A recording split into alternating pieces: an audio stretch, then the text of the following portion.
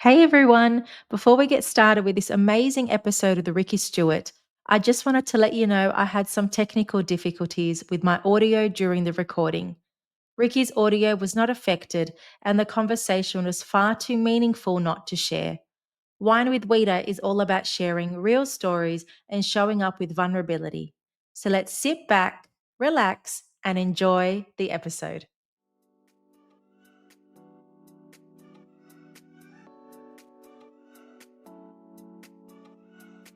Hello, and welcome to Wine with Weeda, the podcast that is dedicated to engaging with health professionals and caregivers in meaningful discussions. I'm your host, Rita Shamoon, or as my clients call me, Weeda. I'm a pediatric speech pathologist, and I am so excited to have you here. Each week, we deep dive into connecting you with caregivers and healthcare professionals, sharing their insights, stories, and key takeaways to help you with your child's diagnosis and your journey. Whether you are a parent, healthcare professional, a lifetime learner, or simply a wine enthusiast, you're in the right place. So let's sit back and relax and enjoy today's episode.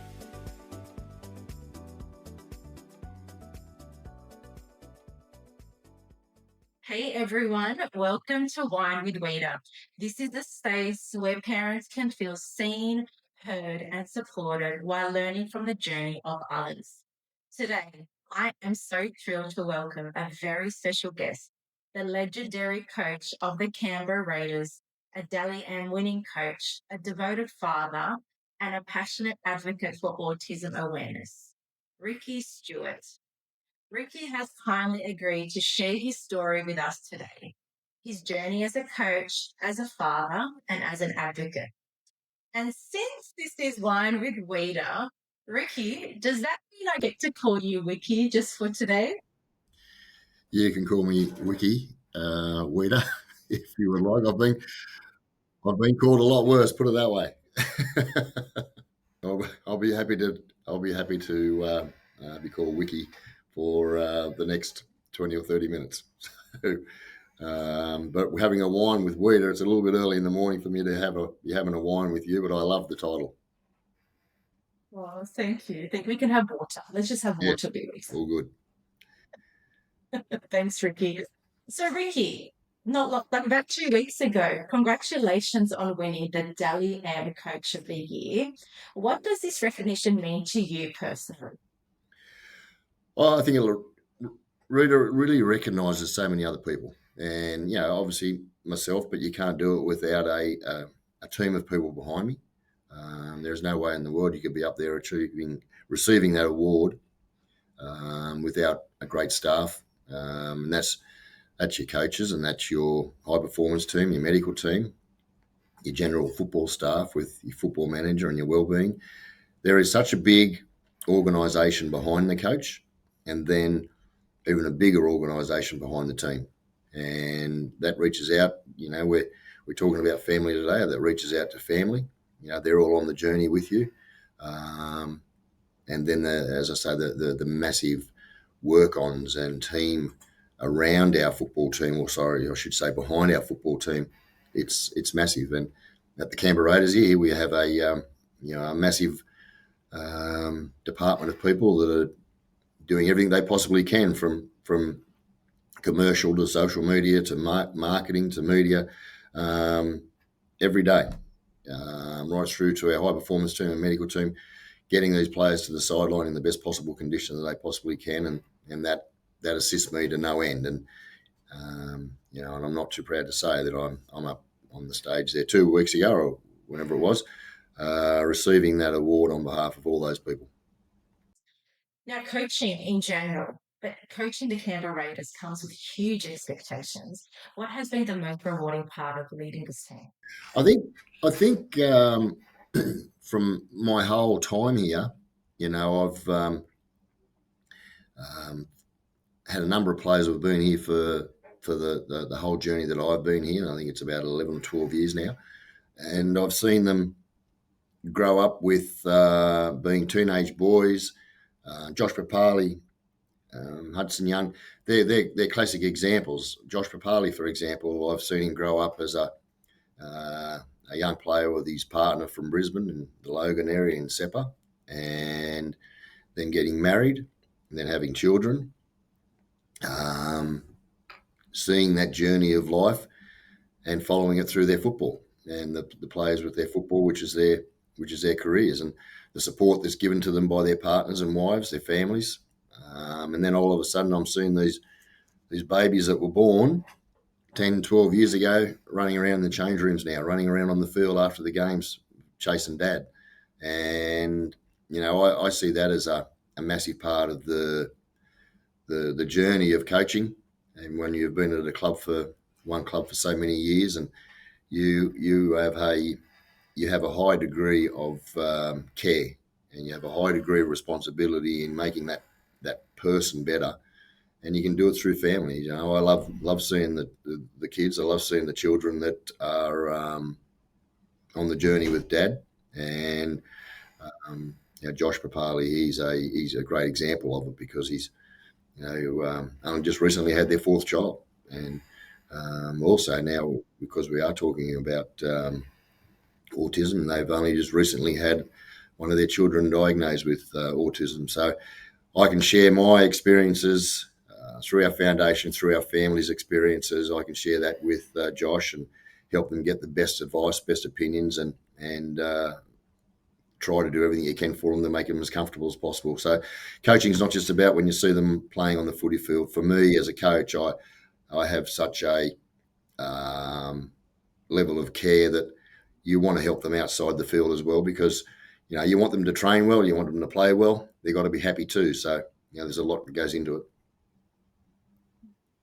It says so much about you as a leader. It's not only about the sport and the skill that comes with playing NRL. It's about being that father-like figure, that support, that mentor that can help and support these young men not only fulfill their duties in their personal life, but also on the field as well. Yeah, look, I make it personal. I make it very personal, and that's a big part of it. You do a lot of welfare behind the scenes in regards to everyday situations and issues. And I always say to the players, if you need a hand, it's just a phone call away. But then you got to turn into the coach, and then you turn into the football side of it. And they got a big responsibility as well. They got families to look after. They got young ones to look after. My younger players haven't got partners. They're starting their careers. They're learning how to be professional. They're learning how to live to the standards and the values that we promote here at the club, and they're starting their careers. So you're dealing with so many different personalities and characters, so many different types of generations, I suppose, and it's changed since I started coaching. But the generation of player today to when I first started is a lot different. And as a coach in the NRL now, I think we all are starting to coach and create relationships with players who are only 18, 19 and 20, because we're debuting so many younger players in the NRL today. So you've got to learn to understand their lifestyles, and you talk about social media, and it's a big change in the generation of when I came through my career as a footballer. Mm. We've been talking a lot about family and the importance of raising the family of your team. Let's talk about your own family now and your gorgeous daughter, Emma. What's her diagnosis and how old is she?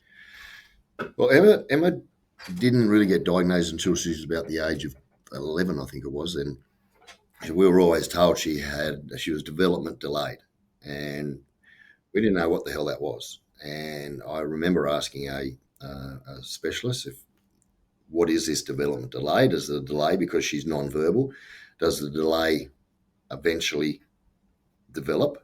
Do we eventually get Emma talking and walking better and growing up mentally? And it was his words to me were, no, a delay is not the English term of a delay. A delay is there is a delay in her line of growth in thinking, her speech. So it was. She was about 11-year-old when she was diagnosed that she was autistic, and it was a real weight off our shoulders, because then we had a direction. Then we had a way to chase the best possible education, best possible care and opinion for Emma to help her grow and develop and turn into a young lady that she is today. How old is she now? 28, Emma? Yes, 28. Only just turned. So we've. It's funny. Jackson, who turned 26 2 days after Emma, he never really gets a birthday because there's always a week celebration of Emma on her birthday. So we Of course, of course. celebrate two in 1 week. Can you describe Emma's characteristics? Is she not speaking, or does she have some words that help her communicate? Oh, look, she knows what's going on, and she knows how to get what she wants. Um, but she is very happy at times. Although, speaking to you off air earlier, Emma's put a lot of weight on over the years because she is on a number of drugs, and it's in regards to her behaviour. Because it's very hard for the non-verbal to actually have you understand what they require, what they need, what they want. Emma gets frustrated at times when you don't understand what she wants. I think we have developed and got better at understanding exactly Emma's requirements and needs and what she does love to do, and etc. But and that's where you get the volatile behaviour. And look, I'm no professor on it. I've just lived it with Kaylee and the kids. But her behaviour, she's cheeky at times. She just loves her brothers. It's fantastic when we've got the brothers, her brothers around her at her place now.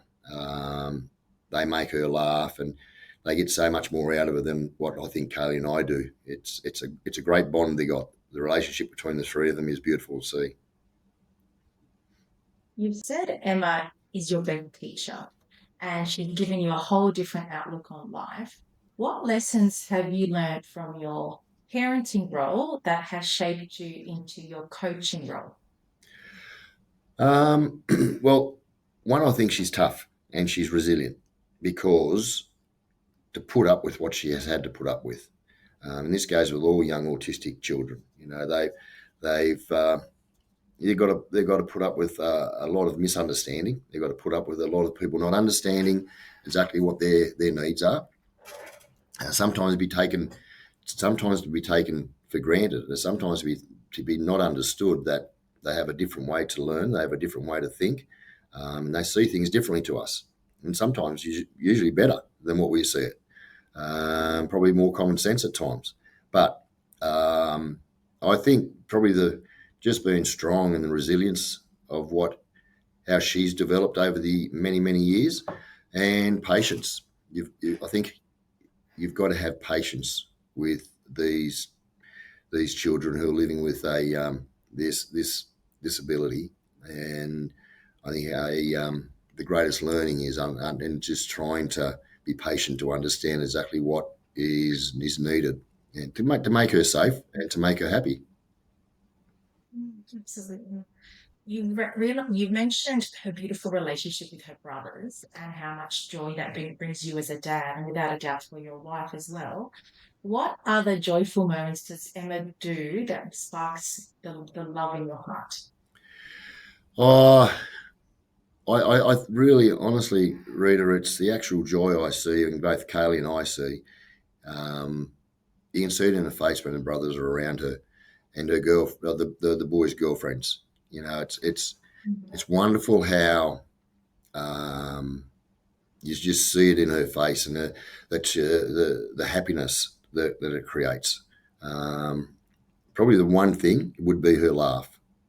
100% would be the way she laughs. She's got a big, deep,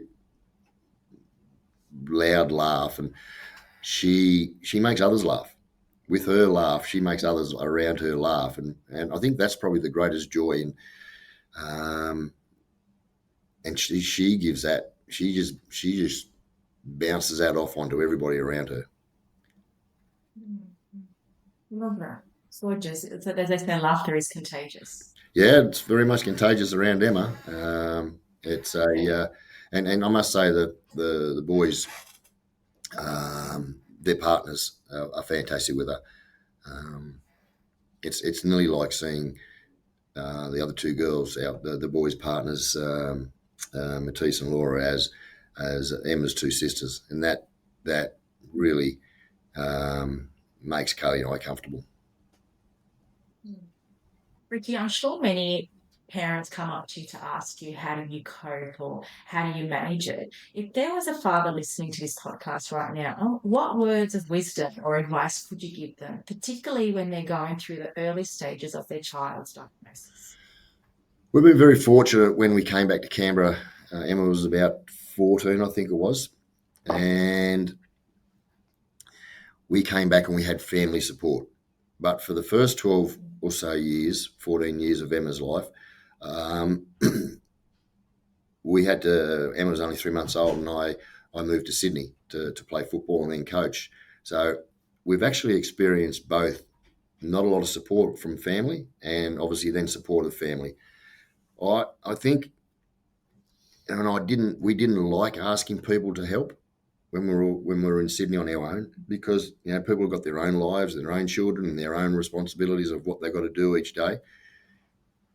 But I just think the planning of having assistance around you, because I really feel for people, single parents or parents that are really on their own with an autistic child and other siblings. Um, it's you've got to give time to your other siblings as well. But unfortunately, your child living with autism has to take up 80 to 90% of that time, sometimes more. So I think it's helped.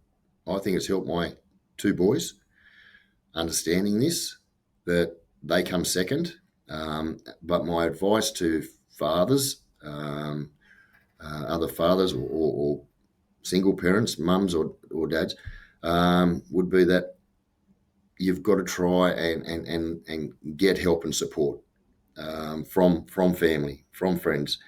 And I think if they understand autism and understand the development delays, the growth delay and mentally, not just physically, I think if they understand more about autism, and which is why the foundation is into autism awareness. But if your friends and other family members understand it, I don't reckon you can. Or I feel as though that's your biggest support base.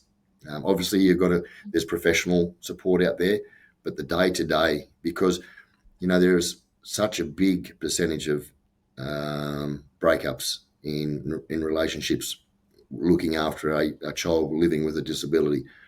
And that's why I'm calling on the mum and the dad to try to seek help, try to get others to help you, because the relationships are so important around your children. And I think that's the one area I would say, try and have awareness of your child's situation to your friends and other family members, so they can support you. I know that's really helped us over the years when we've had, when we were on our own as a family in Sydney. I think Emma's created so much friendships for us because they cared and they understood the situation we were in with Emma. You never want to call upon it, but those close to you, if they understand the situation, they're there when you know. Well, they were there when we needed them, and that was such a massive advantage for us as a family, and also for Emma. And they loved Emma. They seen Emma as one of their little lovely kids, but it was a massive help for us. Ricky, I think it's so powerful that you can use your lived experience to not only raise awareness, which was really highlighted today, but also to educate. There's so much stigma around autism and disabilities, particularly with autism because it's a spectrum. Now, so many kids can be independent, can communicate, but still have some challenges. But in your case, Emma had complex challenges, which made parenting challenging, your relationship challenging, and all but also living day to day. What have you done with your profile to support autism awareness? Well, it's real. When you say the autism awareness, it's the awareness that we are trying to, I suppose, create, comes from real life background situations, and it wasn't always everything we got right. We learned from a lot of error.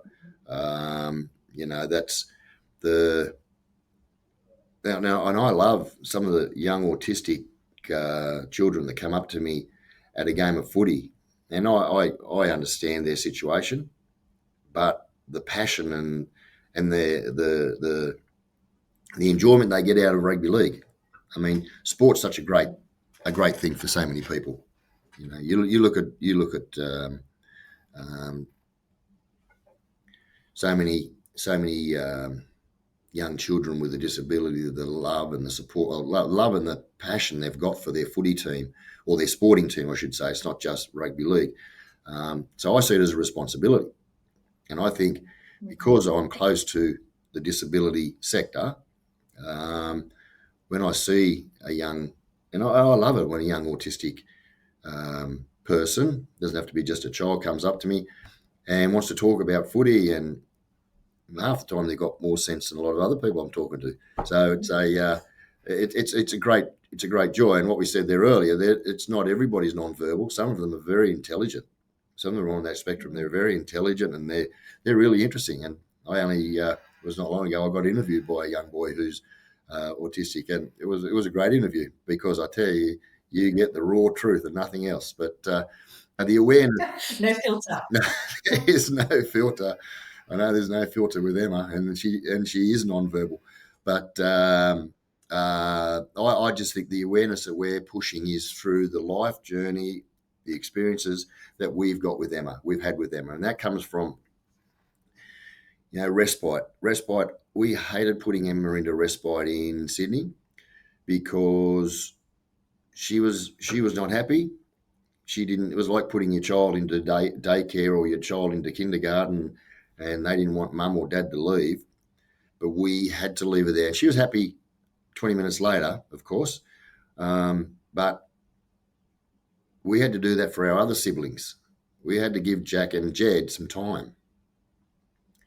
So through respite, then our first part of our journey with our foundation was when I got back to Canberra, and the ACT government were very, very supportive.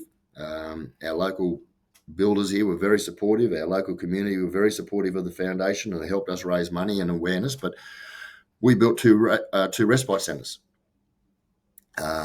Where Ricky Stuart Foundation, through the Ricky Stuart Foundation. Yes, yeah, through the foundation, we built two respite centres, and we handed them back to the ACT government. And now Disability Trust and Kamari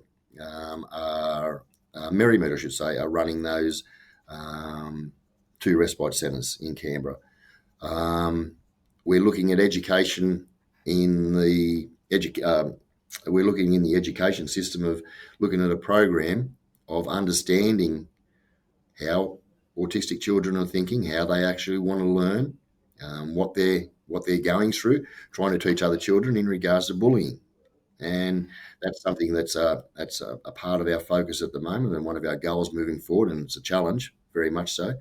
And we've just been very fortunate in getting a grant from the New South Wales government to build just on the border here in New South Wales a 4-bedroom independent living style of house. And why we've done that is because I've seen the development and the growth in Emma as a young lady, moving into an independent style of living. And she lives with another young lady now who we would never ever thought that Emma would ever be able to do this.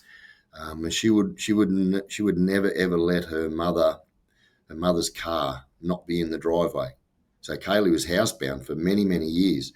So it was all right for me because I could go to training and go to work, and I obviously tried to keep a family through my career, but also football was my career, and a lot of time Kaylee was the one who was missing out on everything, and not that never ever worried Kaylee at all. It was always that our job is to look after Emma, and then moving into an independent living gave our whole family, and especially Kaylee, who's the main carer for Emma, a sense of lifestyle. And then all of a sudden, you spend more time with your boys. We've got the opportunity now to go and see Emma in her independent living arrangement. and she has five beautiful carers, six beautiful carers who are around the clock looking after both girls at Emma's house. So that gave me the idea of why can't I actually then, through our foundation and everybody who supports me on that foundation, why can't we go out and give this opportunity to four other families? And we need, really, you know yourself, we need so much more of this. But if I can just play that one little 1% part in the community, I feel I'm helping other families receive what's been good and worked for my family who are living with a daughter with autism. How you initiate the respite centres in Canberra, and how can we encourage more of them to be built? Is it through raising funds or working in collaboration with state government? What advice could you give anyone considering wanting to build more? Because you've nailed it that it's not just for one child. There are many, many adults with complex needs that would significantly benefit from a respite Yeah, centre, but the impact that it has on the other kids and for other families to thrive as well is unmeasurable. every child deserves a fair go, Rita. Every child. Yes. Um, it's I see some other families who are living with a child and or two at times who are on the spectrum, and they are struggling. Now, what you just mentioned there. How do we do this?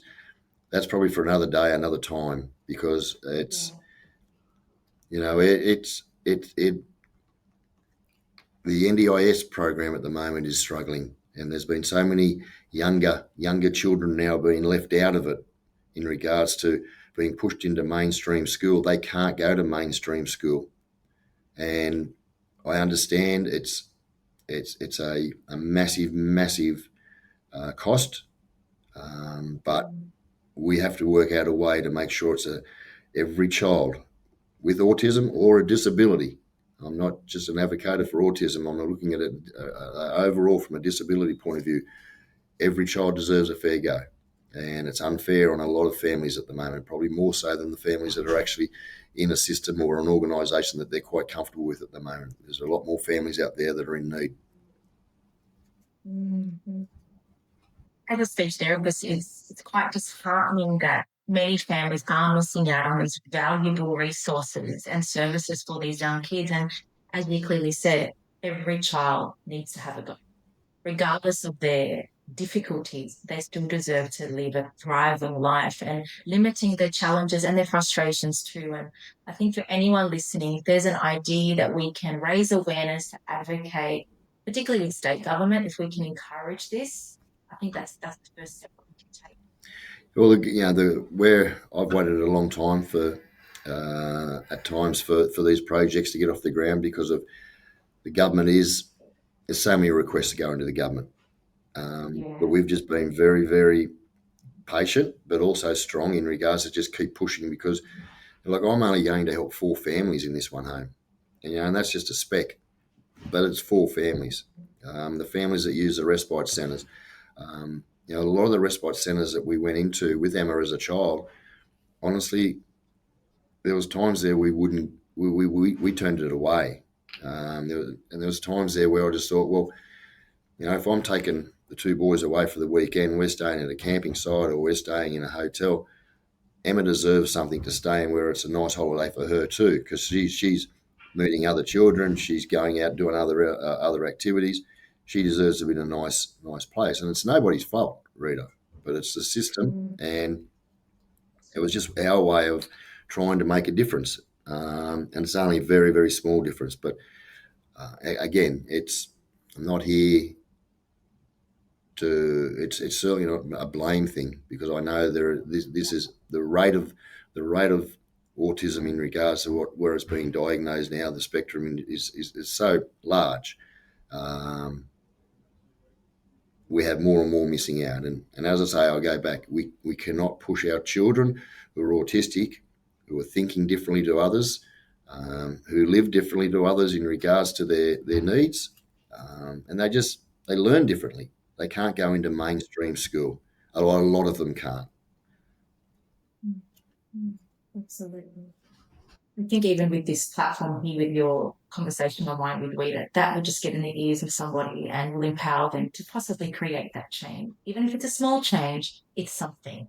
And something is always better than nothing. Yeah, no, I agree. I totally agree. Mm.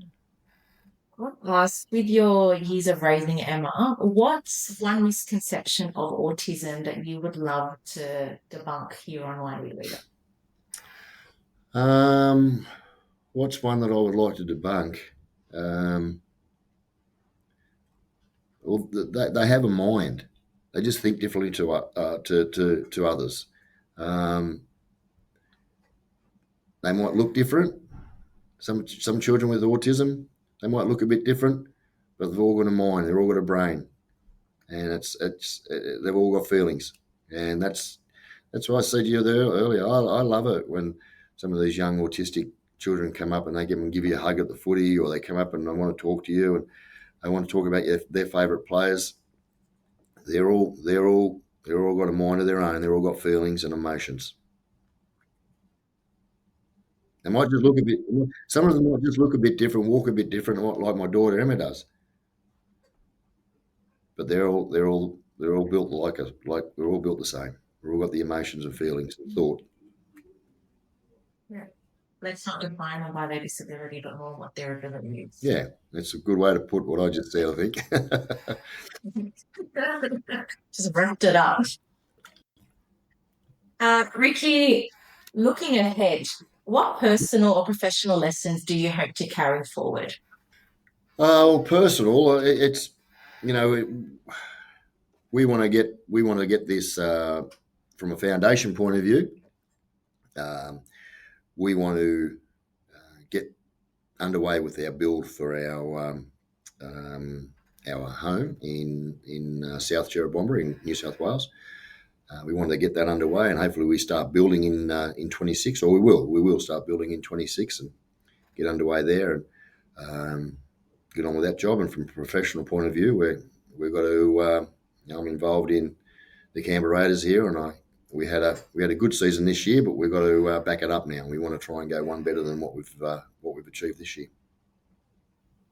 Yeah, awesome. I wish you all the best for 2026. Thank you. Um, Before we finish up, Ricky, I wanted to check if anyone wanted to donate or know more about the Ricky Stuart Foundation, would the website be the best place to go to, or is there another avenue that people can No, reach? Rita, the website's the best platform. It's a um, it's got a site there, but I'm not here for that. I definitely, we're very Right, fortunate. right. I know why you're We get here. we get a lot of support. We're very fortunate. Our foundation, we've had some good support because we've got a very very caring community here. I've got a lot of good friends in Sydney that also help the foundation, and the foundation's been donating and doing a lot for other charities as well. And it's something that when we go out and raise money, we want to make sure then we're giving it to people that are really in need of it.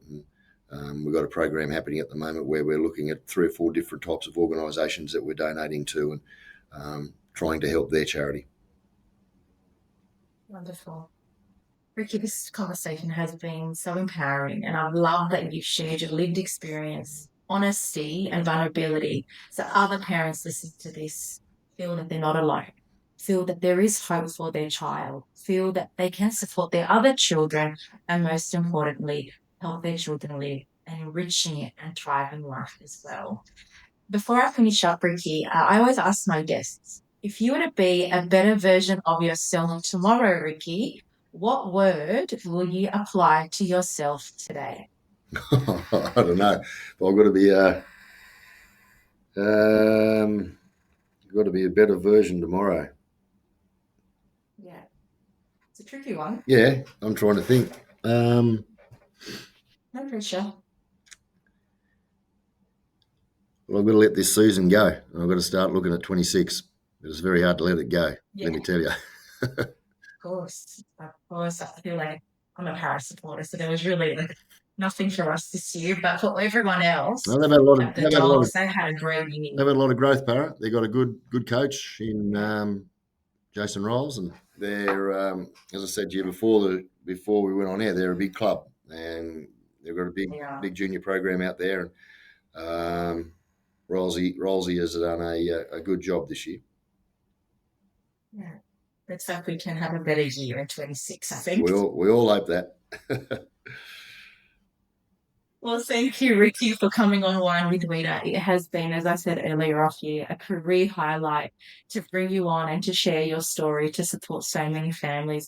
Yes, we all love NRL. Yes, we do love the Raiders, but it's beyond the sport here. It's about supporting our kids. And when we support the kids, we support a greater community. And let's continue to have these conversations. Let's start asking them questions because, as Ricky said, it's really hard for many families and they need that support. And simply asking, what can I help with, or do you want someone to listen to, will alleviate all the emotional turmoil these families carry as well. Absolutely.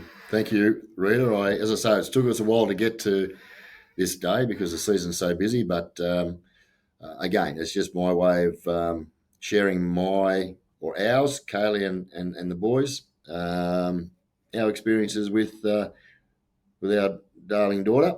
And I hope in some small way somebody gets something out of it. Wonderful, wonderful. And given that you are Wiki on Wine with Rita, this is a small call out to a friend who owns an amazing plumbing business in Sydney called WikiLeaks Plumbing. So if you want to give them a search and give them a call, without a doubt, Wiki can help you out. It's a good name. WikiLeaks Plumbing, is it? Yeah, WikiLeaks Plumbing, that's it. Very good. Again, thanks, Ricky, for coming on the podcast. And anyone else, please refer to the show notes to reach out to the Ricky Stuart Foundation.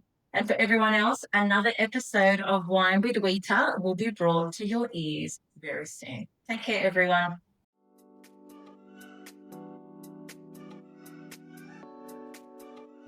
Thank you for tuning into another episode of Wine with Rita. I hope you found some new inspiration, learnt something new, or gained a fresh perspective. If you enjoyed this episode, I'd be so grateful if you please leave a 5-star review, as it really helps the show get in the ears of new listeners, plus it takes 5 seconds. If you're keen for more strategies and insights, then head over to Instagram and follow RS Speech Pathology.